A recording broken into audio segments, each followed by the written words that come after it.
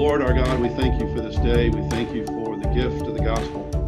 We know that it is good news that has sustained us, and that we walk out tomorrow and we walk out into eternity on the promise of your good news.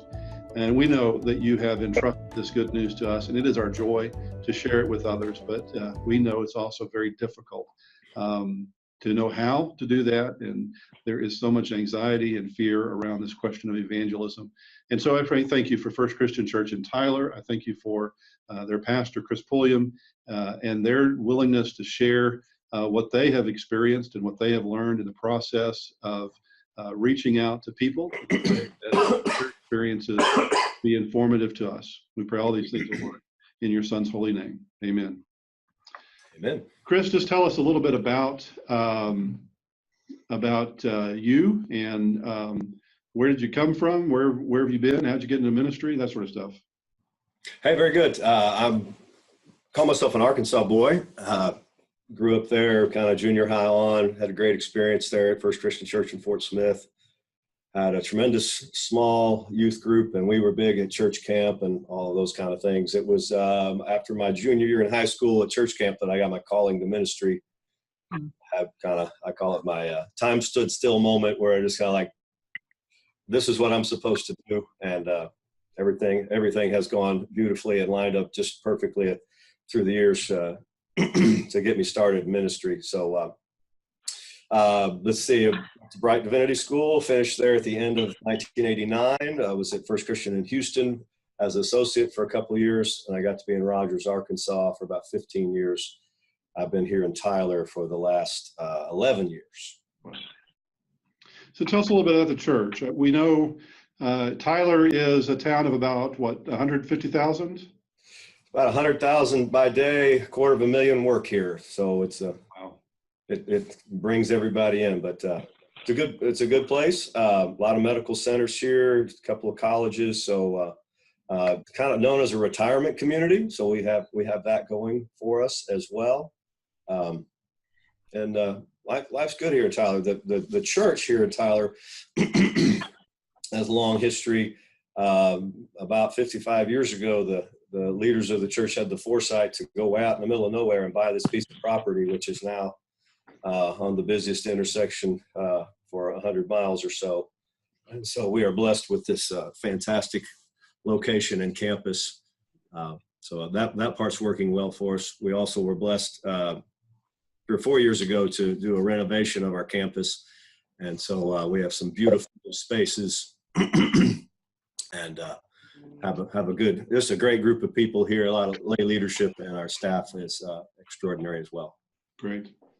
And so how old is the congregation, did you say? I believe, I think we were 1889. So I don't know, do the math there, 130? Yeah. And you have 2 services, 3 services? We have 2 services. We have a contemporary worship service and a traditional.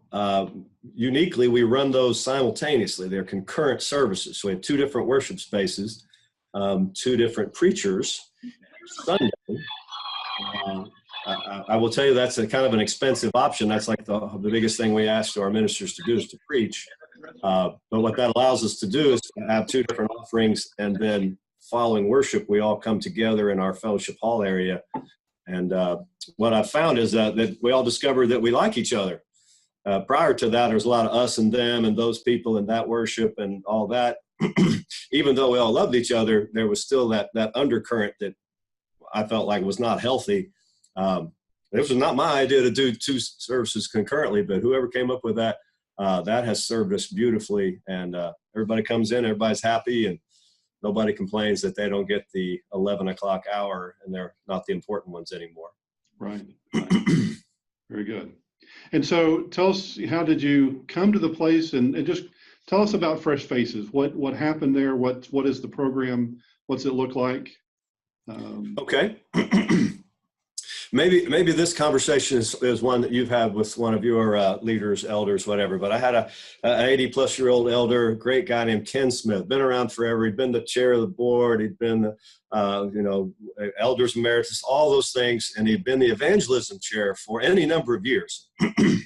he and one of his best friends 30 years ago used to visit every person who visited First Christian Church in Tyler. I mean, every person. And they would go in and sit down in their living room, and they would give them the hard sell and say, we want you to place your membership in First Christian Church of Tyler. And they did it by the dozens and even hundreds. I think back then the goal was each year to have 100 new members. And if legend has it correct, I think they reached that goal a number of times.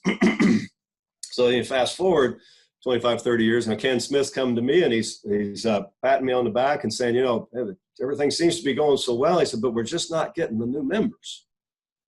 And you could just see his face and his heart and his disposition, everything just kind of sink. And he was right. We weren't getting the new members, but yet on the other hand, we were getting lots of new people. And so the new members really wasn't the right measure.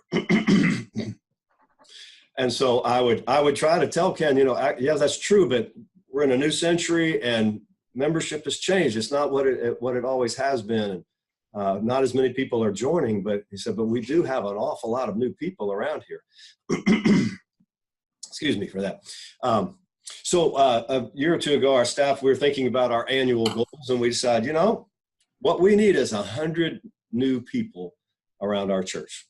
I mean, we haven't been anywhere close to that in new members. We did have 22, 25 new members, something like that. But we said, what we really need is 100 new people. But rather than go by new members, I don't know if it's David Crispin or Ginger Brandt, one through my associates, I don't know which one, but somebody said, how about calling them fresh faces? Okay, that sounds good. So a fresh face, excuse me, we define that as either someone who joins the church or someone who attends 5 times in a short period of time, in a couple of months. And so we found that was a great measure of what was really going on in the church. So back to my illustration with Ken Smith, just even though things were going very well, in his heart and mind, the church was going down, and we were going to close our doors. Everything was falling apart because we weren't getting the new members, when in fact we were getting plenty of new people to replace and even grow from where we were. So in identifying these fresh faces, I think really maybe my biggest point in this is there's a momentum that comes with that brings this incredible great feeling in our church. And I don't think it's fabricated. It's not false, but it's just a true measure of what's going on as opposed to just the new member measure. I don't know how many new members we had in 2018. My guess would be maybe 40, which was an extraordinary year, but we counted 94 fresh faces. And that's a game changer, isn't it? And so I'm sure you've had this experience in your ministry, the person who shows up the first Sunday and they come down and they join and you never see them again, right? We've had those experiences. Hey, but that's a new member. So some will say, but these fresh faces, they're not committed to your church. And sometimes that is true. And of those 94, a handful of them have already moved on someplace else. But I found that to be true with new members also. And so, but these fresh faces seem to be people who are interested. They're wanting to be involved. They attend, they serve, they volunteer, and they give. Excuse me. So it's been such a gift to be able to recognize in front of the congregation, not that we had 20 new members, but that we had 94 fresh faces. And you can just see the whole place kind of like, oh, this is great.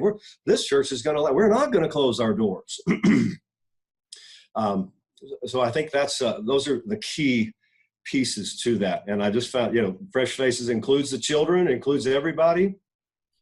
We give some special consideration to them. We had an event year end and gathered them together so they could see who the other, you never know who the new people are, that sort of thing. So just a couple of questions that kind of come up here, and reminder to everybody else, if you want to ask a question, shoot me use the chat feature in Zoom and send us a question, or you may shoot Nathaniel a question if you're on your phone. We'll give some time to verbally ask some questions, and we'll see how that work goes. But so first thing is, this is real obvious.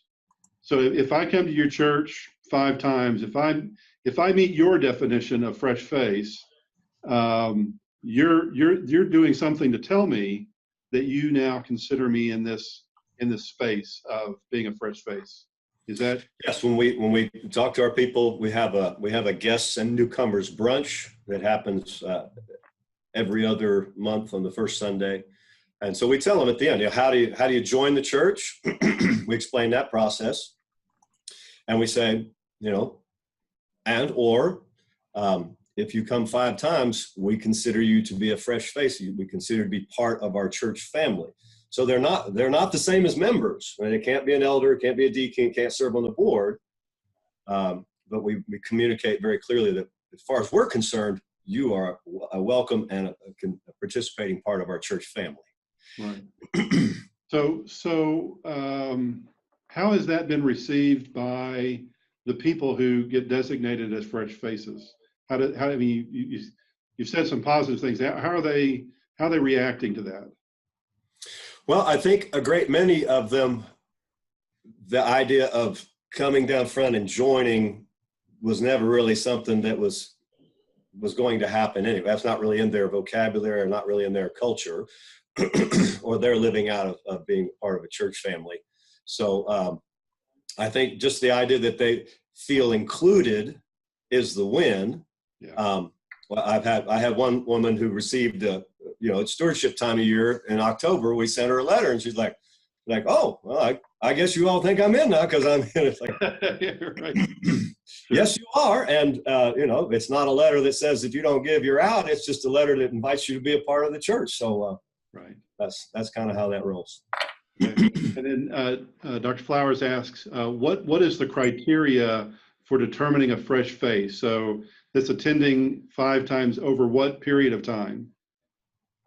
We're not real stringent upon that, but just we feel like anybody who attends 5 times within a couple of months is interested and looking for a church family. So we honor that. Quarterly or every 6 months might be the widest range that you'd go with? I would say probably quarterly. Okay. I've had very few who have stretched that out beyond a quarter. Okay. I did have one young man who was around for a while, and then he had to move away, and then he came back and was like, we'll restart him, if he comes 5 more times. Sure.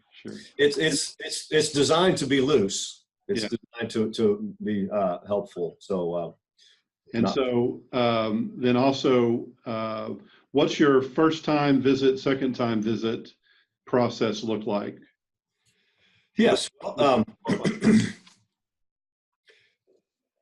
Well, okay, so we put a lot of effort in. We got a great welcome team, and I have a welcome table right in the middle of the main entrance, which moves into this beautiful new fellowship hall we have. So that's our evangelism ministry team, and they make sure they've got friendly faces there, a place to sign in, sticky name tags, all of that. And those people also do a good job of explaining. We have this confusing thing. There's a worship service and there's a sanctuary. So they explain that and they make all that work. And oftentimes, I as the senior pastor, I keep an eye on that table and I'm always nearby. So I want to talk to everybody, but I specifically want to meet all of these new people coming our way. So we put name tags on everybody. All our members are supposed to wear their name tags on a weekly basis, so that helps with the conversation. That welcome team, they're in charge of greeting all those people. They do their best to get whatever information, contact information from them they can. We publish that amongst our leaders in our evangelism team. We revisit that as a staff.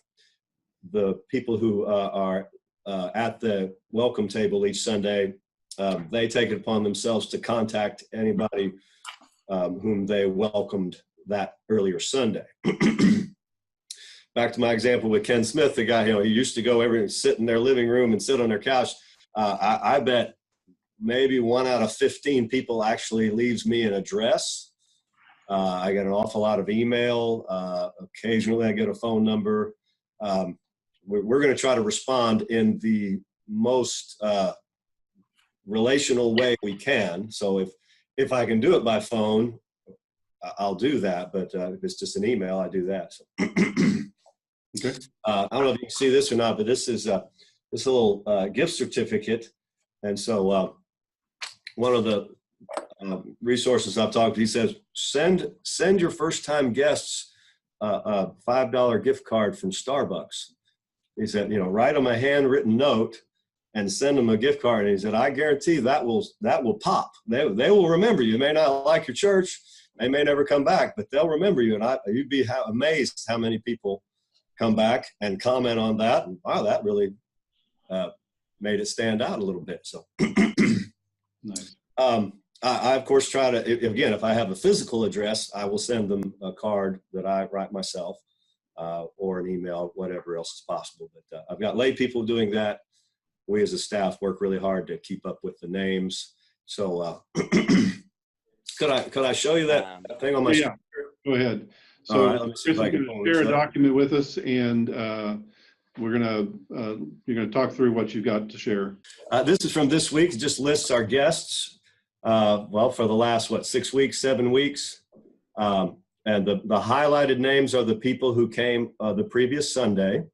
We try to list the dates that they come. So that very first name, for example, she's a daughter of one of our fresh faces. So she lives away. They said she was planning to move here. Okay. So she came on January 27th. We haven't seen her again. So, that name will probably come off there. But then there are others a little further down. Came on February 10th and 17th and 24th. So she's making her way towards that fresh face designation. She said she would be a snowbird from Nebraska, so we wouldn't see her again for a while. But so it's just all these different kinds of things. So each week we're keeping that up. When we have those guests and newcomers brunches, every other first Sunday of the month, we'll go through this list and kind of send out the invitations to that from there, as well as generally announce that meeting. But then after that, we'll kind of purge the list a little bit and cut back on some people we don't think we won't be seeing again. How does this document get created? Well, from the list that our welcome team garners on Sunday morning, and whatever information the staff or others will put together, one of our receptionists or our secretary will keep this list alive and keep it updated. And so now if you're looking at the screen there, you can see the fresh faces for 2019. Wow. So these are the people who we've welcomed so far this year. And so of that list, I think we have 10 of those are new members, and then a whole bunch of others are just people who have come 5 times or more. Wow. And so we just track that all through the year. So every week this gets published, that list grows, and we'll always have that list in front of us, always have those names, thinking about them and how we can move that forward. So Great. I'll pull that off now. So I disrupted your rhythm. You may have some other things that you wanted to tell us about this program. Well, I guess I would just say a colleague of mine back in Ministers Week asked, he said he was fascinated by this thing. He said, I would really encourage you to think about every piece of how it is you came to have 94 fresh faces in a year. He said, because he said, I think that's something we need to hear. And so I've spent some time doing that, and I've listed quite a few things here, but some of them we've talked about already, but I thought I could walk through that. First of all, just that our congregation has been bathed in prayer for many, many years. I've been here a little more than 10 years now. Came after a season of division, of a lot of angry words and hard meetings and some of those kind of things. I'm sure we kind of know how that goes. And so the I believe a part of the good and the great that's going on today is from that decade of being bathed in prayer. I mentioned that we had a campus renovation, so it's a beautiful space. It looks new, it looks different. People haven't been, they want to come see. I realize that's not something everybody has, or that something you can do, but that's been a big help to us, as well as being in this great location. Again, that's something that we enjoy. So I mentioned the welcome team and the welcome table. That's a key element. And those people are fired up that they were a part of this record year last year. And boy, when we met a couple of weeks ago, there was an energy in that room, and there's more people than there were the year before, because people like to be a part of stuff that's working and that's winning. And so more and more people are wanting to be a part of that. I mentioned name tags for everyone. There's always that person, oh, everybody knows how I am. Well, then that assumes that you don't think anyone new is going to come to your church then. So wear a name tag, put them on as many people as you can. It's amazing how many more people will talk to you if you wear a name tag, and we want to encourage that. As a senior pastor, I'm going to try to greet everyone who comes. We average 250 people on a Sunday, so that's something I can pretty well do if I hustle around and greet everyone.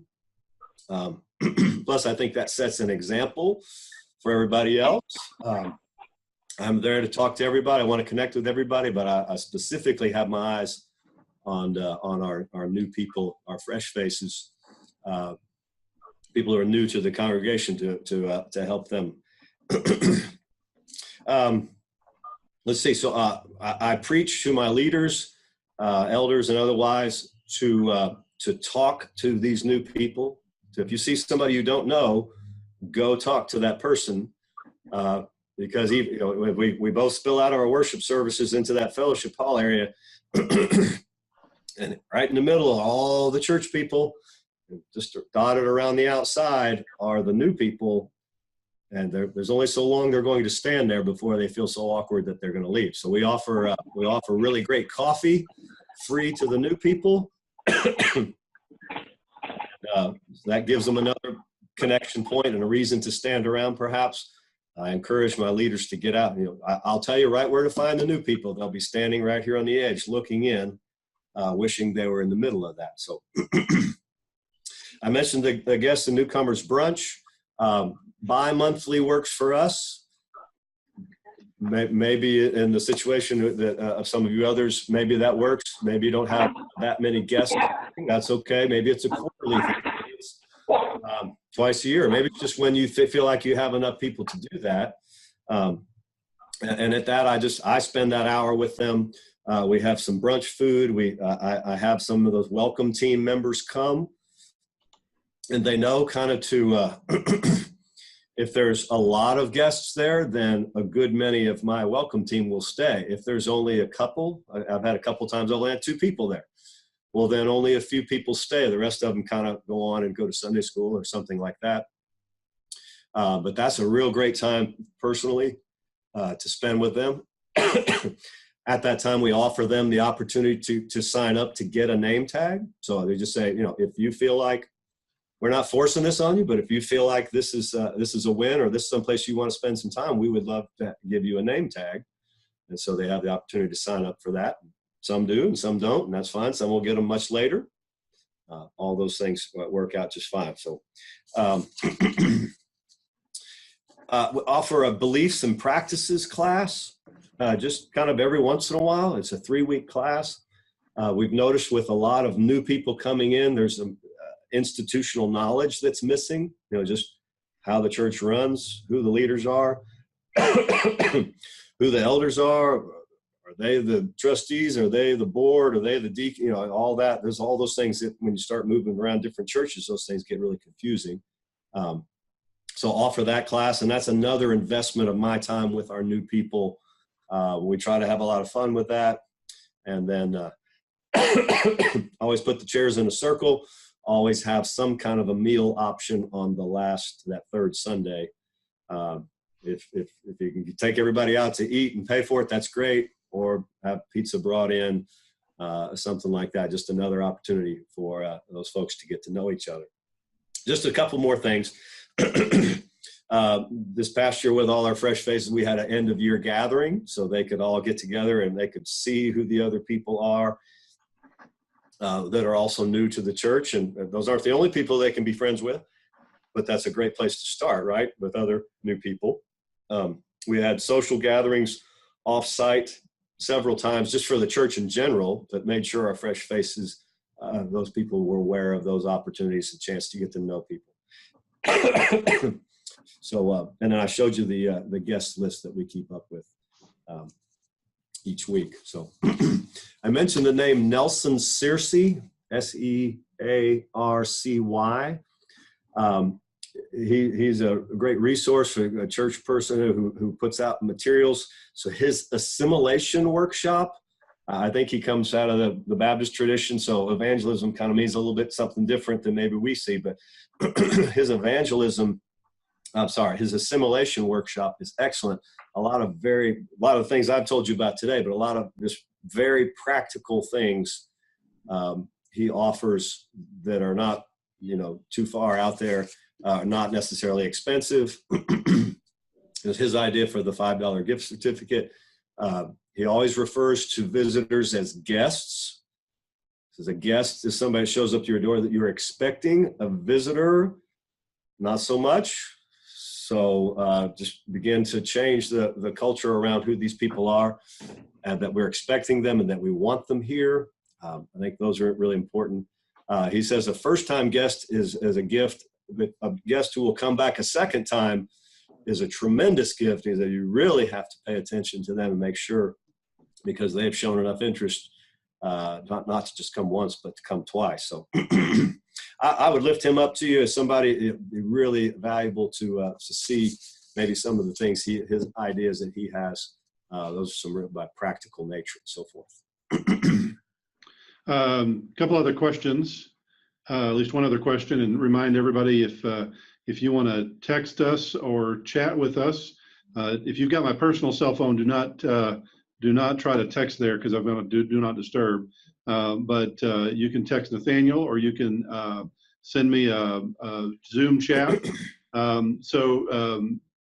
have a question. What time of day do you offer the Beliefs and Practices class? Is that a Sunday school hour?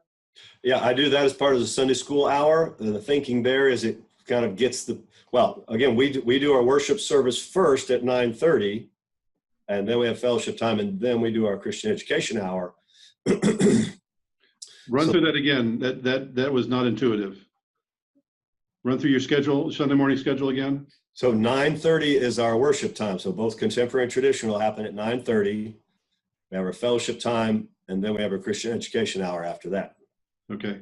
So that is a flip from what is usual. A few people say 9:30 is too early to get there. They'd rather come at 11. But overall, that solved that difficulty over who gets the 11 o'clock hour. Well, we'll do it at 9:30. Very good. But the Beliefs and Practices, we do that as part of the Sunday school hour because many of those people are not already in a Sunday school class. It kind of establishes this is a good time to stay around. And as a part of that, as a part of the guests and newcomers brunch is also during that Sunday school hour on that schedule I mentioned earlier. At that event, I will tell them about the adult Sunday school classes, which I found it really hard to define. I find it hard to define in a few words what a Sunday school is. So I say, well, talk to me or one of the staff, and we'll help you find a few you might want to visit and so forth. But yes, during Sunday school hour for Beliefs and Practices has worked well. Great, thanks. And then how do you get the emails and addresses from the guests? So that's, that's a function of our welcome table. The welcome team that greets people when they come in the door. They're aggressive, but hopefully not annoyingly so. And so they get there 30 minutes early. So my name's Chris Pulliam. If I'm with the welcome table on the guest list that day, I write Chris and Lisa Pulliam. I write my full address, my email address, everything, in the hopes that the next person who comes, all right, well, he writes Andy Mangum and he writes all that kind of stuff. again, it doesn't happen that way all the time, but at least it, gives us a shot at getting more information. We get what we can, and then we communicate with them however we can. We still have lots of people. I think there's some people on that Fresh Faces list we don't have a phone number for. I mean, they never have given us any information, and nobody else seems to know. So it's a bit of a challenge, but we'll stay after them. They're coming. They keep coming. Very good. I had a question. You've talked about the momentum and the energy for your own members, and it sounds like you've done two things that just sound counterintuitive. One is you changed the standard worship time, but the other one is this sort of new way of understanding what it means to be a part of the church life. So tell us a little bit about how you've led that change of helping the established folk at First Tyler really embrace this sea change understanding. Well, I think we are beginning a conversation on the constitutional bylaws level about who members are and who can serve in various roles. We haven't solved that one yet. So as I said earlier, our Fresh Faces are not eligible to be elders, deacons, serve on the board, etc. But just in terms of the congregation, I think we really just hit the nail on the head with this new term. Instead of new members, Fresh Faces. That wasn't a hard selling point. I'm sure there's some that don't really understand the nuance between the two. But it really is just kind of comes down to words. The people on that among our Fresh Faces feel very much a part of the church, and as they're for the most part they're giving, serving, volunteering, and attending. So we're thrilled with how that's working out. I guess that wasn't really a hard sell. Okay. Well, thank you so much. I'm waiting to see if we've got more questions and see if anybody's got anything else. I'm going to unmute everyone. If I could say one more thing. Yeah. Yeah. So one of the things we've started doing recently is we are live streaming our worship services. So on YouTube, if you wanted to go to the First Christian Church, Tyler, Texas YouTube channel, you can see our contemporary worship service in full, and that shows up at 9:30 every Sunday morning. Or you can see our traditional worship service sermon that shows up a day or two later. But so those are available. But I guess I'll offer that also if you're a single pastor in the church and you need a vacation, or you're sick, or you can't find anybody. Somebody that has some simple technology might be able to put that up on a screen in front of your congregation if you need that at any time, and it's free. That's something new we're doing, and would be thrilled for anybody else to participate in that. So we're doing that. Would offer that to you all. Awesome, thanks. So a question about yearbook reports. Do you? Yes, when the yearbook comes out, we will give you the list of new members only, not Fresh Faces. Okay. Thought that one through, and I was like, well, that's the question they're asking, and that's the question we'll answer. Okay. Thanks. We'll see if anybody wants to ask a verbal question. You've all been unmuted, at least from my end. You may have muted yourself back, but if you've got a question, you want to raise your hand or just go ahead and blurt it out. Hi, this is Michelle. Thank you so much for giving us such a thorough overview of your church. I actually am from East Texas personally. I heard you engage a lot. You sound like you're very engaged as the pastor/minister. Is that something that you do, or you wait until you're asked to kind of engage with the Fresh Faces? I'm very intentional as I said, I'm on Sunday. I want to talk to everybody, and this is not written in stone. But if you want more than 30 or 45 seconds with me, you're really going to have to work at it, because I'm going to give that to the guests. I'm going to go visit with them for 3 or 4 minutes or more, if possible.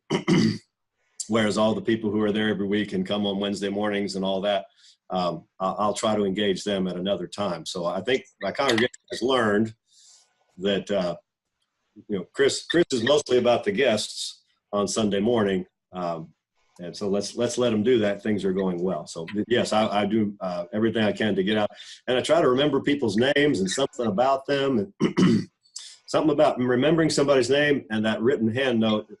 Those things, you'd be amazed how much love I've gotten in response for that. Nice. And a quick extra here. Are you south of the Walmart on 69, or are you more north? We are north. We're at the corner of the Loop and Broadway, so we're probably 3 miles north of that Walmart. Okay. Thank you. Yeah. That's a specific question. I like that. I live. Go ahead. Chris, my name's Tom Schwab. I'm down in San Antonio. I'm doing this on my phone. I have a smartphone, but that doesn't mean the operator is. So. Okay, there you go. But Andy, I will make sure it's off during your talk on Saturday, okay? Okay. My daughter's wasn't when you were in Abilene. Oh, wow. Okay. Yeah. You mentioned, and I was trying to get in when I came on and you were kind of in the middle of something, the gift cards. What was that about again, please? Yeah. So again, this Nelson Searcy guy I was talking about, his assimilation workshop, he said, if you want to make your church pop a little bit, if you want people to remember you, he said, if you get their information, write them a handwritten note. So very few people send handwritten notes anymore. Send one of those. Put a $5 gift card to Starbucks or whatever. This isn't Starbucks. One we're doing, we just have a little coffee place right next door. Then drop that in there, and it's not much, but boy, does it make a splash. It really helps. People get that and they think, oh, they kind of have a good feeling about the church all over again. So that's how. Okay. And what was Nelson's last name again? Searcy, Searcy. So again, his theology might be a little different than ours, but there's so many wonderful practical bits in there that I found really helpful. On these certificates, I would tell you also, that's really not an expensive thing, because again, how many people leave you their entire address? So even here, I can keep. I won't go through more than maybe 25 of those in a year. Wow. Just but when I have that opportunity, I send it out, and if it's a family with a bunch of kids, I'll send them 2 or 3. And so we had another question, just to reiterate, from an official standpoint, in terms of your church bylaws, in terms of your yearbook reporting, you really just say the membership is the membership in the traditional way, and the Fresh Faces is only your internal conversation. It's not something you try to report out in any official capacity beyond the community of the church. That is correct. Yeah. So in our Constitution bylaws, a member is still someone who places their membership and proclaims faith in Jesus Christ and so forth. Our Fresh Faces have not done that formally or officially, and therefore they are not considered members of our church. So we don't count them institutionally. Right. And is that still within your church context? Do people still have to walk forward in a worship service to make their public confession of faith, or is there a less public way to make the confession of faith and place your membership in the church, but not necessarily do it in the context of worship? Yes, I still encourage people to come forward if they are willing, because they will be seen to be someone new and more likely to be greeted in that way. But I do offer them the opportunity to talk to any of our ministerial staff or any of our elders outside of worship. At that guests and newcomers brunch I mentioned, we also offer them a time at the end of that to join officially. So we have those options as well. Great. And those are much more often used than the coming forward. Right. And Alan is asking if do your greeters let the people know that if they give their physical address, you'll send them a gift card, or is that just We do not make that public. No. So you don't incentivize them? Strict though. Hey, if you'll write that on down there. Nelson seriously offers that. He says, if you'll give us your whole address, he has a book that he gives out. Consider that a possibility, but not yet. My address is 720.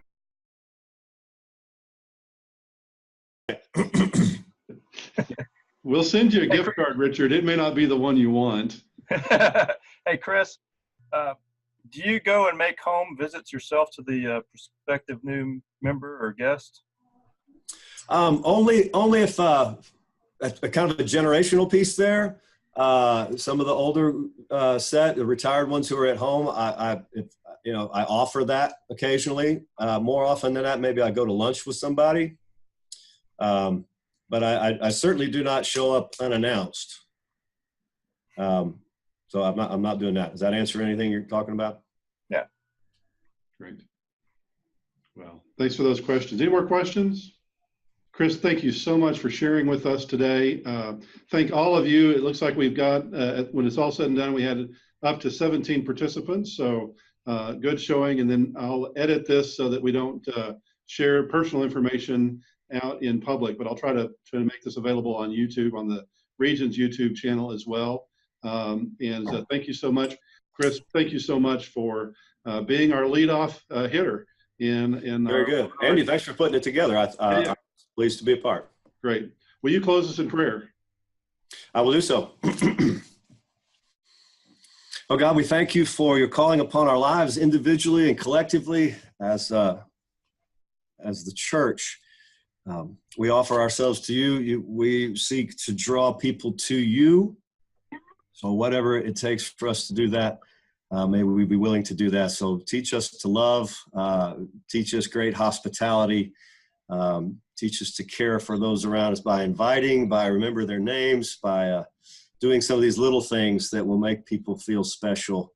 All that adds up to them perhaps looking at you in a new way. So we offer ourselves in that way. I thank you for each of these people. I ask your blessings upon each of them, their households, their congregations, that together we can grow, and you would allow that and help us in that. So we ask all this in Jesus' name. Amen. Amen. Thank you all.